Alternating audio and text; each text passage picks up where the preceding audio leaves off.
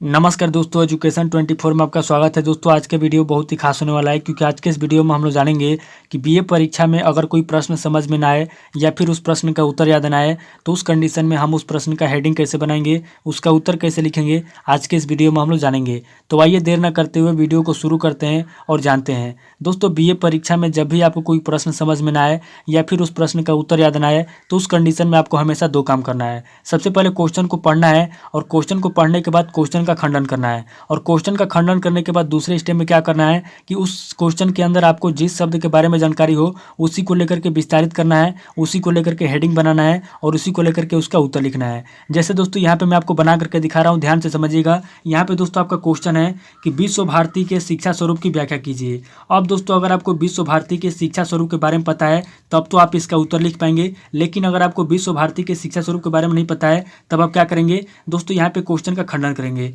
Question का खंडन कैसे करेंगे दोस्तों, यहाँ पे आप एक एक शब्द को लेकर के देखेंगे और आपको जिस शब्द के बारे में जानकारी होगा उसी शब्द को लेकर के उसका हेडिंग लिखेंगे, उसी को लेकर के उसका आंसर लिखेंगे। तो यहाँ पे दोस्तों आपका पहला शब्द है विश्व भारती। अब दोस्तों आपको देखना है कि विश्व भारती के बारे में आपको क्या पता है। अगर आपको विश्व भारती के बारे में थोड़ा सा भी पता है तो विश्व भारती के बारे में लिखिए, और अगर आपको विश्व भारती के बारे में नहीं पता है तो आगे बढ़ जाइए। यहाँ पे दोस्तों आपका दूसरा शब्द है शिक्षा। अब दोस्तों अगर आपको शिक्षा के बारे में थोड़ा सा भी पता है, क्योंकि दोस्तों आप बचपन से शिक्षा ले रहे हैं, आपको शिक्षा के बारे में थोड़ा बहुत जरूर पता होगा, तो आपको अगर शिक्षा के बारे में पता है तो शिक्षा के बारे में लिखिए, और अगर आपको शिक्षा के बारे में नहीं पता है तो आगे बढ़ जाइए। अगले शब्द को देखिए, अगला शब्द आपका है स्वरूप। अब दोस्तों अगर आपको स्वरूप के बारे में पता है तो लिखिए, स्वरूप के बारे में नहीं पता है तो आगे बढ़ जाइए। तो इसी तरीके से दोस्तों आपको क्या करना है कि आपको क्वेश्चन का खंडन कर लेना है और एक एक शब्द को लेकर के चेक कर लेना है, और अगर आपको जिस शब्द के बारे में जानकारी हो उसी के ऊपर फोकस करके उसका हेडिंग लिखना है। जैसे दोस्तों यहाँ पे आपका एक शब्द है शिक्षा। अब दोस्तों आप बचपन से शिक्षा ले रहे हैं और आपको शिक्षा के बारे में थोड़ा बहुत जानकारी जरूर होगा, तो यहाँ पे दोस्तों आप क्या करेंगे, क्वेश्चन का खंडन करने के बाद आपको मान लीजिए कि शिक्षा शब्द के बारे में जानकारी है, तो आप क्या करेंगे कि शिक्षा को ले लेंगे और शिक्षा को लेकर के इसी का हेडिंग बनाएंगे और इसी का उत्तर लिखेंगे। जैसे दोस्तों यहाँ पे हम लोग क्या करेंगे, यहाँ पे दोस्तों हम लोग इसका पहला पॉइंट लिखेंगे, और पहला पॉइंट लिख के दोस्तों क्या करेंगे, इसका हम लोग हेडिंग बनाएंगे और इसी का आंसर लिखेंगे, और बाकी जितने भी आपके शब्द हैं उसको भूल जाएंगे। तो यहाँ पे दोस्तों हम लोगों ने शिक्षा को खंडन करके ले लिया और शिक्षा के ऊपर फोकस करके इसी के ऊपर जो है कि हेडिंग लिखेंगे और इसी का आंसर लिखेंगे। तो यहाँ पे दोस्तों हम लोग शिक्षा का पहला हेडिंग क्या लिखेंगे, तो मैं आपसे हर वीडियो में बताता हूँ कि किसी भी क्वेश्चन का पहला हेडिंग या तो परिचय लिखेंगे, या तो प्रस्तावना लिखेंगे, या तो परिभाषा लिखेंगे, या तो भूमिका लिखेंगे।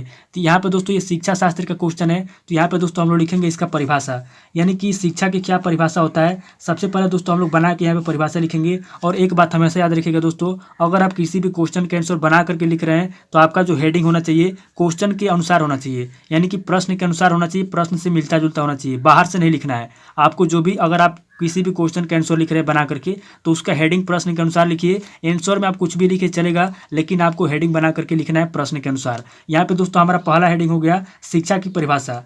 अब दोस्तों यहाँ पे हम लोग दूसरा पॉइंट देंगे, और दूसरा पॉइंट देंगे दोस्तों यहाँ पे हम लोग लिखेंगे शिक्षा का महत्व। दोस्तों ध्यान दीजिए, आपने जिस शब्द को लिया है, जिस शब्द के ऊपर फोकस किया है उसी का आपको हेडिंग लिखना है, टोटल आपको उसी का हेडिंग लिखना है, मेन आपका वही हेडिंग होगा। तो यहाँ पे दोस्तों हम लोग शिक्षा की परिभाषा लिख लिए। अब दोस्तों आगे हम लोग लिखेंगे शिक्षा का महत्व, यानी कि शिक्षा का क्या महत्व होता है। यहाँ पे हम लोग लिखेंगे शिक्षा का महत्व, यानी कि शिक्षा का क्या महत्व होता है, हम लोग यहाँ पे शिक्षा का महत्व लिखेंगे। अब दोस्तों हम लोगों ने दूसरे हेडिंग में शिक्षा का महत्व लिख लिया। अब क्या करेंगे दोस्तों, यहाँ पे हम लोग शिक्षा का महत्व लिखेंगे। तो यहाँ पे दोस्तों हम लोग पॉइंट नंबर 1 देंगे, और पॉइंट नंबर 1 देके दोस्तों यहाँ पे हम लोग लिखेंगे, बना के लिखेंगे कि दैनिक जीवन में शिक्षा का महत्व। दोस्तों आप अपने मन से जो भी आता है बना करके लिख सकते हैं, शिक्षा का हमारे दैनिक जीवन में क्या महत्व है। तो यहाँ पे दोस्तों हम लोग पहला पॉइंट लिखेंगे दैनिक जीवन में, यानी कि दैनिक जीवन में शिक्षा का क्या महत्व है उसको लिखेंगे। फिर यहाँ पे दोस्तों हम लोग दूसरा पॉइंट देंगे, और दूसरा पॉइंट देके दोस्तों यहाँ पे हम लोग लिखेंगे सामाजिक जीवन में शिक्षा का महत्व, यानी कि हमारे समाज में शिक्षा का क्या महत्व है उसके लिए यहाँ पे हम लोग लिखेंगे दूसरे हेडिंग में सामाजिक जो है कि सामाजिक जीवन में, यहाँ पे सामाजिक जीवन में लिखेंगे सामाजिक जीवन में शिक्षा का महत्व। इस तरीके से दोस्तों हम लोगों ने 2 पॉइंट बना लिया। फिर यहाँ पे दोस्तों हम लोग तीसरा पॉइंट बना के लिखेंगे, यहाँ पे दोस्तों हम लोग लिखेंगे आर्थिक जीवन में, यानी कि हमारे प्रोफेशनल लाइफ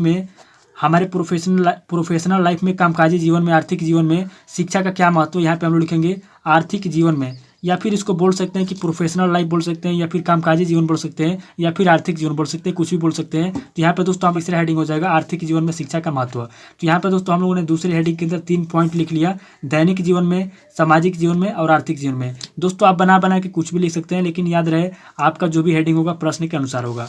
अब दोस्तों यहाँ पे हम लोग तीसरा पॉइंट लेंगे, और तीसरा पॉइंट लेके दोस्तों यहाँ पे हम लोग तीसरा हेडिंग लिखेंगे शिक्षा की विशेषता, यानी कि शिक्षा की क्या विशेषता होती है। यहाँ पे हम लोग लिखेंगे शिक्षा की विशेषता, यानी कि शिक्षा की क्या विशेषता होती है, यहाँ पे हम लोग शिक्षा की विशेषता लिखेंगे।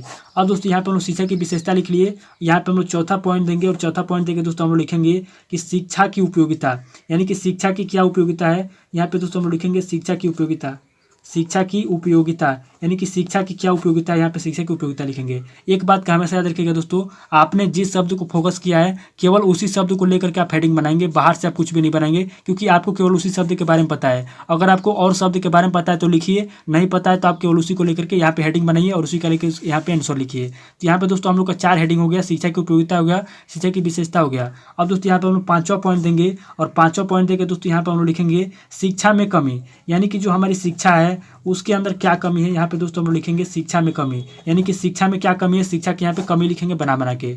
अब दोस्तों यहाँ पे हम लोग 6ठा पॉइंट देंगे और यहाँ पे दोस्तों हम लोग लिखेंगे शिक्षा में सुधार, यानी कि अगर शिक्षा में कमी है तो उसको किस तरीके से सुधारा जा सकता है, शिक्षा में जो कमी है उसको किस तरीके से सुधारा जा सकता है। यहाँ पे दोस्तों हम लोग लिखेंगे शिक्षा में सुधार। इस तरीके से दोस्तों हम लोगों ने बना के 6 हेडिंग लिख लिया। अब दोस्तों क्या करेंगे, यहाँ पे दोस्तों हम लोग को अगर कोई पॉइंट याद आएगा तो लिखेंगे, नहीं आएगा तो क्या करेंगे, यहाँ पे लास्ट पॉइंट हम लोग देंगे और यहाँ पे दोस्तों हम लोग क्या करेंगे, यहाँ पे दोस्तों हम लोग इस क्वेश्चन का निष्कर्ष लिख देंगे, यानी कि इस क्वेश्चन का क्या निष्कर्ष निकलता है उसको हम लोग यहाँ पे लिख देंगे।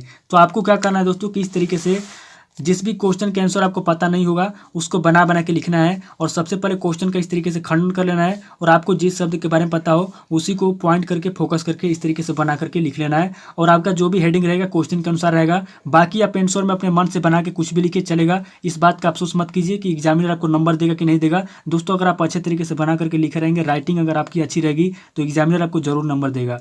दोस्तों आज इस वीडियो को मैं पे स्किप करता हूँ और मिलता हूँ आपसे नेक्स्ट वीडियो में। अगर आपको वीडियो अच्छा लगा तो वीडियो को लाइक कीजिए, शेयर कीजिए और कमेंट करके बताइए कि आपको नेक्स्ट वीडियो किस टॉपिक के ऊपर चाहिए। Thank you.